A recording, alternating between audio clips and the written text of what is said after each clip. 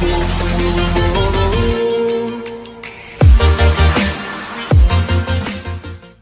everyone, my name is Simon Swallow. I live in the UK and I am the medical director for a number of running companies. I am in the NHS in the UK and I have been for 39 years coming up, so I've got quite a long clinical experience and exposure across many events across the UK and worldwide as well. So nice to meet you all. Thank you, Simon. So going into the first question, right at the deep end. In the races you've supported, Dubai Marathon or events where heat is drastically underestimated, what are the non-obvious signs or patterns that tell you someone's about to cross the line to heat illness, and what's your first move protocols once you spot it? Drastically underestimated. What I've found over a number of years, and I've only been doing Dubai since 2018. Dubai is an interesting one because everyone thinks and assumes, and it is very, very hot in Dubai. But contextually, the event itself is in January or early February, so the temperatures are not as hot as you would expect in summer, obviously. And the race starts, the elite race starts at 6:30, so the temperatures are quite cool. What I do find, though, in the UK is that temperatures and climate is just all over the place. As you can imagine, England is what it is. So we get a misconception of it can be raining all week and then the race day comes and it's beautiful sunshine and high temperatures. That's the bit that catches us out from this external heat illness perspective anyway. So what do we read into it? So we have on the events, we have very, very good finish teams. So that's really, really important. And I'll try and sum up with that as well, because that's probably the most important. But you've got some individual. They don't have to be really, really high level clinicians like doctors or paramedics. They're just people who just do process. So like advanced first aiders, people who can spot the runners come in who are struggling. One thing I will mention actually while I've got that is because we've got the word marathon in there. Again, I do 10Ks, I do half marathons, and I do a couple of marathons. And the half marathon distance, that 13.1 miles, is the crucial distance where we get a lot of these exertional heat illness. Oh, really? So 10K is obviously a short distance. People just give it a go. People give it a go on a weekend type of thing. Marathons, people tend to train a hell of a lot more for, and half marathons, we pick up a certain type of patient where we get the worst cases from a clinical perspective, and that's usually males. I have to say that, and that's not me discriminating in any way, shape or form. That is just the data and the personal lived experience I have. They're usually young people who are either in club runners or they are really, really good at what they do and they're really enthused about running, and they're all over their watches, they're all over their garments, and they want to get their PBs. Nothing's going to stop them from doing that, including the weather, the water stations, etc., etc. And you get to that point where the body just takes over and says, "Look, I've had enough," type of thing. So that's the genre we're looking at. Is that type of person? So when they're coming across the finish lines, and we'll cut to the finish lines because that's where most of them come across. We do get the odd percentage of patients around the course who have peaked, and you'll get that heat illness across. Usually, people will get across the finish line, and they'll feel uncomfortably hot. They'll have big headaches. They'll have sort of tunnel vision, if that makes sense. But from a team watching them come across, because depending on what your finish is, if you've got a long finish that's coming towards you, you can analyse the runners, and you get really good at it. You get sort of a head count, and you're scanning the runners as they come across. And you can see if they're not in a straight line, if they're slightly wavering from left to right, so their sort of gait is moving. You can get a good sense. We call it eyeball triage. So it's nothing other than looking and using your clinical experience, what you see. Mm-hmm. But some of them will slow down even if they're in that sort of club runner pace, because the body is trying to tell them. So I don't know if you remember the Brownlee brothers and their triathlon, when one brother was really struggling and the other brother helped them across. Yes. That's the kind of extreme part you'll see. And what the body's trying to tell you is that you need to stop. Okay, so contrary to popular belief and contrary to people, and I might get some kickback on this, but if somebody's really struggling on the way to a finish line, they need to, and they're in that sort of collapse state. You need to sit down, you need to lie them down, you need to raise their feet. You don't need to drag them across the finish line, purely and simply so they can finish the race, because some of these cases can be very, very serious. So the other things that we'll see is some of the behavioural changes to individuals that they come across. They're confused.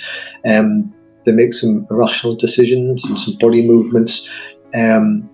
Some of them are quiet, less responsive, and some of them are just unconscious as well. Some can be uncoordinated, and you get a certain type of patient as well that can be very, very aggressive towards the finish teams as well. And they don't mean to be. It's because their body temperature is so high that they haven't got the ability to act as a normal human being in that sense.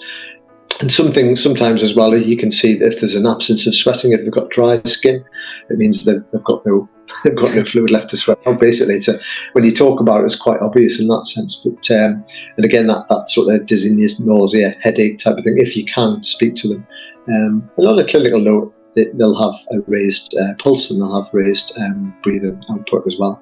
Are some of the signs that we see. Most runners, how they feel doing this is they won't know anything about it.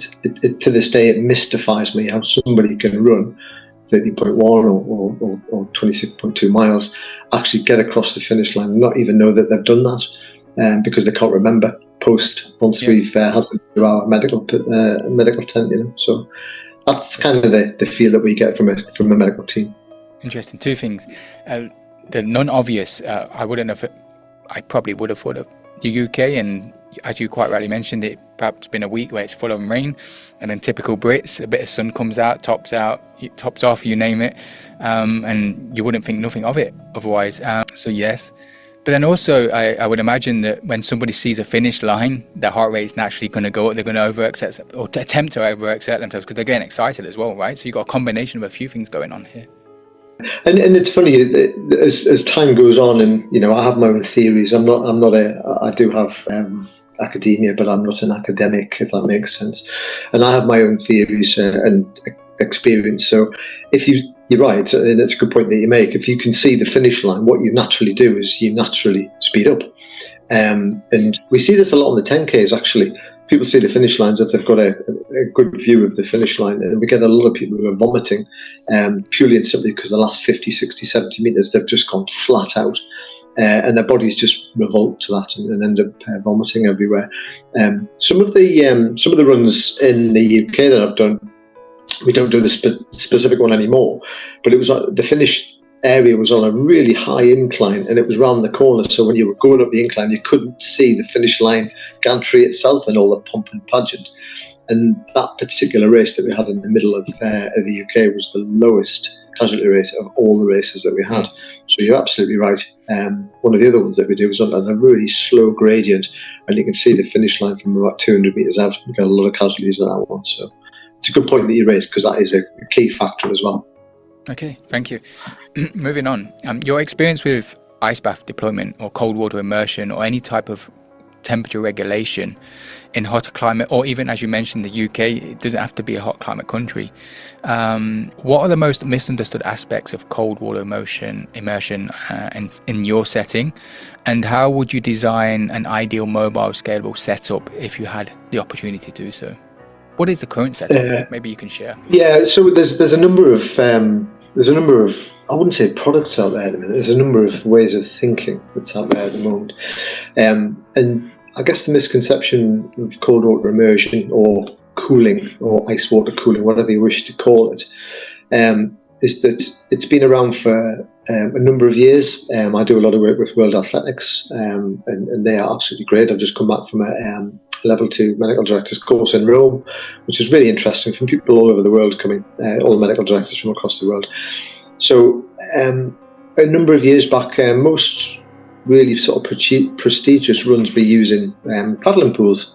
So a child's paddling pool, blow it up, fill it full of water, chuck loads of ice in it, and you can throw your patients in if you wish. That's certainly not how I've done it. I'm not saying that's right or wrong. I think there's a number of products out there. There's a new product that is It's a bit like a bag that patients can be put into and water and ice can be put into. The theory is the same. It's basically what you want to do is you want to really, really shock the patient's temperature to coming down rapidly, because they're at that point of anywhere between sort of 38.5 and 40 degrees, and from a core temperature perspective is getting into that danger zone. So you want to really, really get them cooled as quickly as possible. But some of the misconceptions are the speed at which we act as clinical individuals is basically, don't wait for the right moment in the bath and the beautiful setup. Is basically get them cooled as quickly as you can. If they're getting picked up on the route, have a plan where you've got some ice packs that you can put under the arms and down between the groin. There, your sort of 4 hot points, if you like. Take off caps and external clothing and all that sort of stuff. Let the body cool and let it sweat out, type of thing. So the speed is really important that you get that cooling down to. The longer you leave it, obviously the core temperature will rise. Again, clinically, one of the things that I've seen and try and combat and have plans in to not let this happen is that fear of overcooling as well. So hypothermia, so low temperature, as opposed to hyperthermia, which is high temperature. So you've got to really be conscious of that temperature. And when I talk about temperatures in the clinical world, we use rectal temperatures, we use core body temperatures. So we don't use some of the things that we saw in COVID with the little ray guns that you push on people's foreheads and the tympanics. And they're okay for the general practitioners of the world, but when it comes to this exertional heat illness, it has to be core temperatures in that sense. So the fear of that overcooling, so you've got to be really on your game, and you've got to what they call titrate. You've got to watch that temperature coming down as they're actually being cooled, not check it here and there every 5 minutes. You've got to be on the ball and you've got to watch that temperature come down. And one of the other misconceptions is that discomfort of the rectal thermometry, because if you are getting a rectal thermometer in this sort of scenario, you're probably not. You probably haven't got that competency and capacity to actually understand where you are, because you're unconscious in that sense. And from a clinical point of view, we are clinicians, we're all professionals, and we have to have that rectal thermometer to make those clinical judgments on the treatment that we're giving you, which can include any drug therapy, etc., etc. So. And I assume one of the most accurate ways of measuring temperature.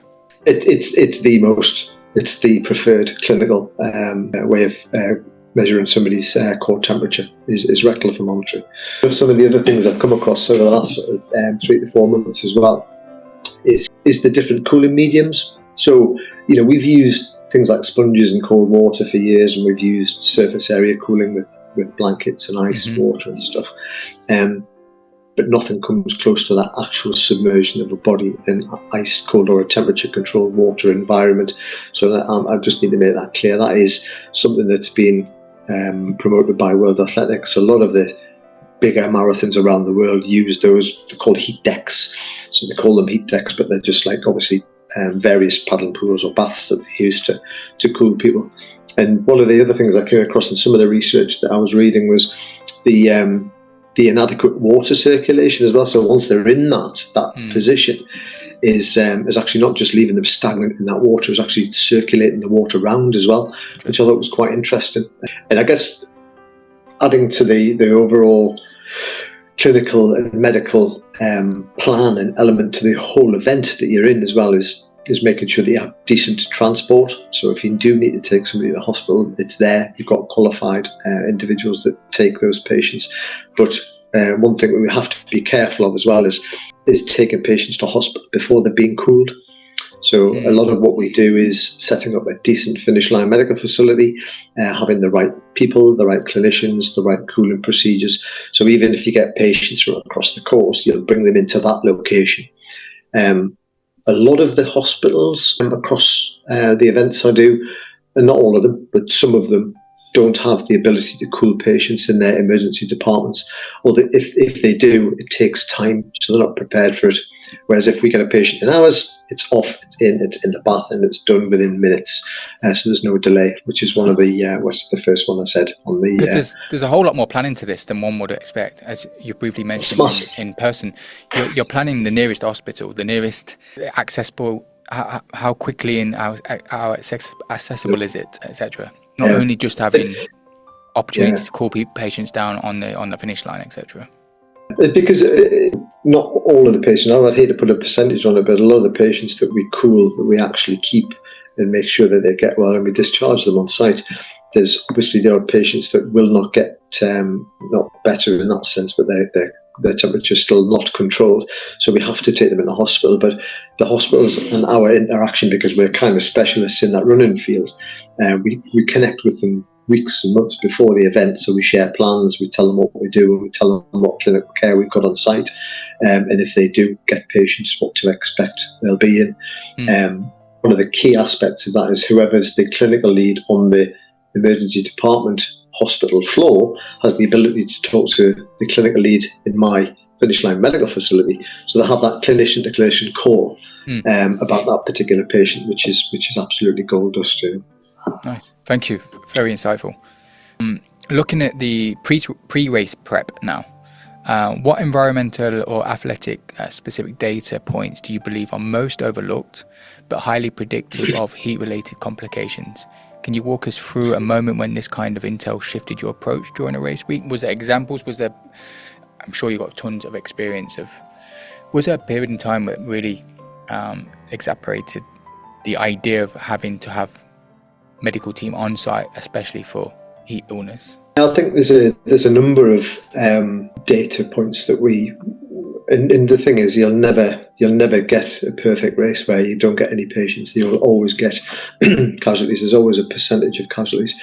And one of the big things that we try and do as well on the run up to the events is that media aspect. So connecting with the runners, whether it be by website or the sort of Facebook or WhatsApp or whatever they're using to sort of control the medium in that particular run.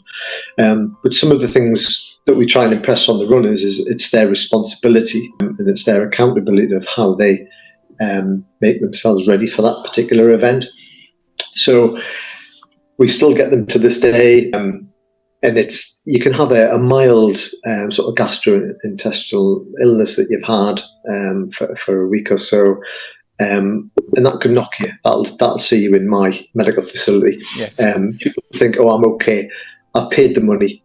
I've got charity. So there's external pressures there on the runners, and we completely get that. But when they turn out and they actually start running, they might feel okay, but their body internally, it can impair that thermal regulation in your brain because you've got a bit of a virus or whatever it may be. So that's one of the things. We mentioned it earlier on about that acclimatization, the Dubai world. So there are people from across the world come to Dubai Marathon. There's a lot of people who are in Dubai who run, so they're quite used to the climate in Dubai. So again, that can see a reduced level of the amount of patients that we have in there. Again, what we have seen and what we try and address as well to the patients and their relatives, we see sometimes the same people coming back. So if you regularly have a run every year, we have seen the same, what we call we call them repeat offenders. So we see them again and again and again because they're prone didn't learn from the past. Yeah, and some of them can be really quite serious, but it's not a criticism at all. People absolutely love to run. People get the run bugs, and people are obsessed with it. I don't run distance, but I run short distance regularly, and I'm obsessed with that. So it's not a criticism at all. It's just the way that people are, Other sort of data points for us is people who are taking specific medication as well. So if you're taking things like non-steroidal anti-inflammatories, for instance, or NSAIDs they're called, so brufen, sort of antihistamines and stuff like that.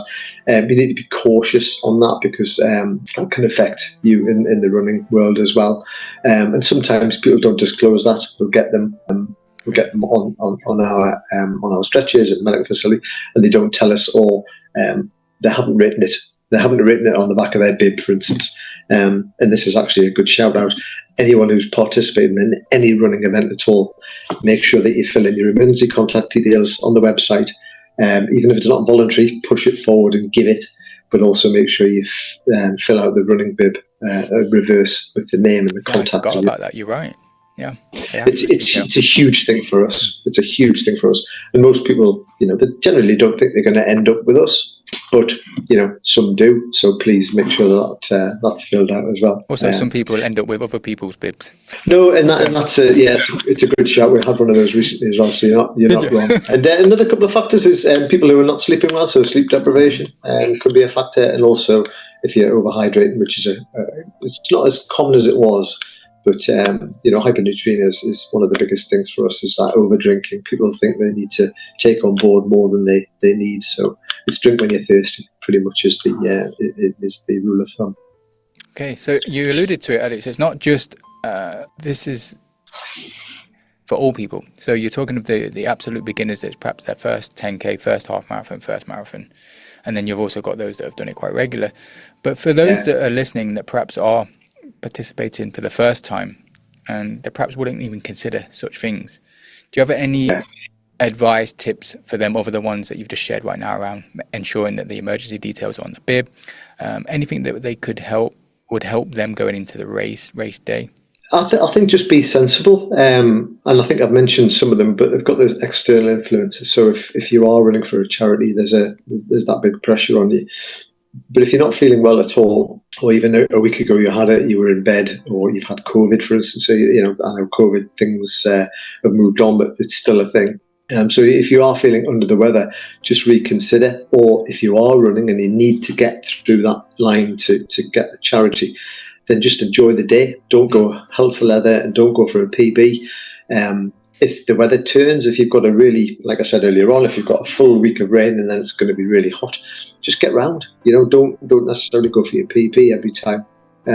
So it's actually, while I'm on weather, some of the other external influences is that sudden weather change. So if you have that sort of temperature that's pretty mundane.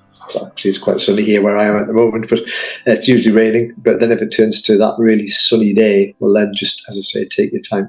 Even sort of a modest heat can be dangerous, so just sort of take it easy in that sense. Your organisers should be using what they call a wet bulb globe temperature, as opposed to just using normal temperature, air temperature quality usage.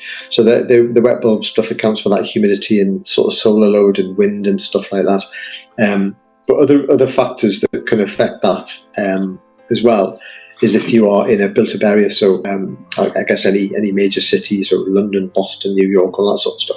You've got those high-rise buildings. They've got full of glass. You've got that thermal heat reflecting off the windows, and you've got that thermal load as well. And other things that, again, people might not think about is depending on the running surface you're on as well. So if you're on sort of what we call in England tarmac, or you guys across the world call it asphalt, that's got a really heavy sort of compounded thermal load that comes back at your face. If it's a hot, blisteringly hot day, it bounces and it comes back on your face. And little things as well as if you're in the starting pens.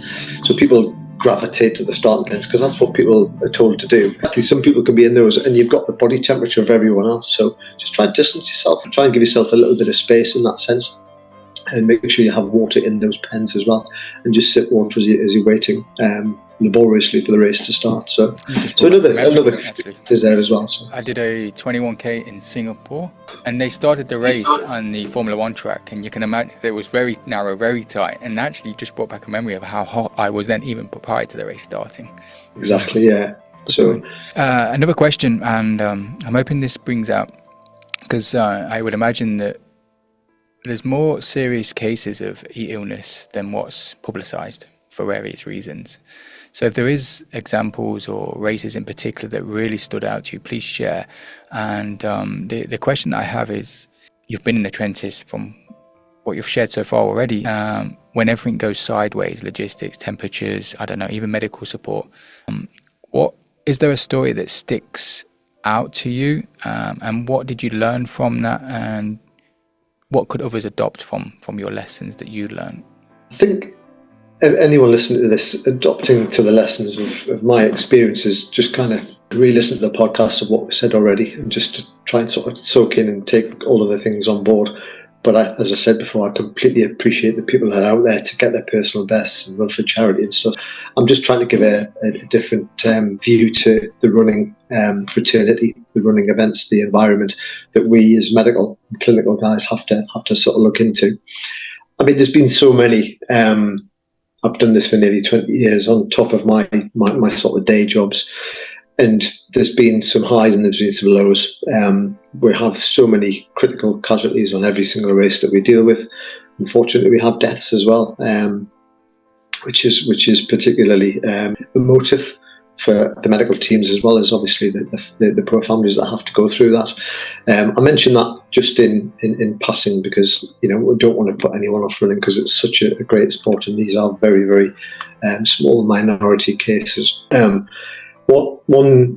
One particular one that does spring to mind, I won't mention the actual race because I don't want anyone to be sort of identified, but this particular 25-year-old, I think he was, who came across the finish line. Again, this is the kind of the environment that we work in, the finish line.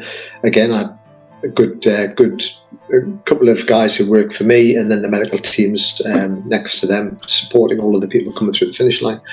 And this guy came through the finish line and he collapsed not like 3 meters from the finish line and went straight to cardiac arrest. Wow. Which again is quite, we get that quite a lot. And that's the importance of having not only a finish team that can support that, having the right equipment, so an AED for instance, and some advanced life support equipment depending on how far your definitive care is, but also having some pre-finish, what we call spotters, or people who can then radio the finish team to say run a bib number, whatever is sort of straying, looks dizzy, type of thing. So you can spot them before they come through. So the finish line are actually spotting these guys as they come through by their runner numbers, but also post-finish as well. So you get quite a few people who are still quite hot. They've crossed the finish line, but they'll collapse a couple of 100 meters down the road. This particular guy would cross and collapse literally 3 meters from the line. And my team were, you know, on him in seconds, and they defibrillated him on the finish line, and we got him into the finish line medical facility where, you know, because of the planning that I do, I have 3 emergency department consultants, 4 very, very senior nurses that are in a field in a tent that we've built for this event. And it sticks to mind for a number of reasons. Here because of the guy's age, but because he wasn't reacting to the clinical care that we were giving him, and it took an inordinate amount of time to actually get a rhythm back on this particular guy. But we did, and it was nearly a lost cause. But it was sort of touch and go for this particular individual, and he survived. And he went into intensive care for about 16 weeks. So his rehabilitation was absolutely massive. And again, one of the reasons it sticks in mind is because of what I do as well, on top of all of the sort of clinical care, etc., and the overview and the planning, is that one of the parts of the role I do is what I call family liaison officer or family liaison manager. So we look after the families of the critical or the unfortunate fatalities that we deal with. And this particular individual's family were very, very young. He had a 3-year-old and a 3-day-old baby as well. So absolutely life-changing for so many people.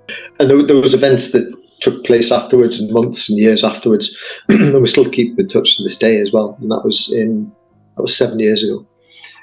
So as medical people, we touch people's lives. We get involved because we care. It's what we've done all our lives. But that good preparation, and there was key elements of having the right top-line clinicians in your little tent at the side, but having those really, really experienced guys on the finish line will have that massive effect on saving lives where we go as well. And that cold water immersion, the cooling procedures that we're talking about here today, they are a massive part of that as well. Nice. Thank you, Simon. That draws an end to this, a nice end to this to this podcast, and I want to say thank you. I appreciate you sharing your expertise, your perspective, and really appreciate you giving up your time to share it with the audience. Thank you, Simon. No problem at all, Joe. Simon, if there was anywhere that people could go and connect with you, perhaps they have questions, perhaps they would like to follow your journey more. You mentioned you had a LinkedIn account. Do you mind just sharing what that might all be? Yes, my LinkedIn account was just simply Simon Swallow at LinkedIn. Perfect. Thank you. Simon, thank you. Thank you very much. I learned a ton on that as well.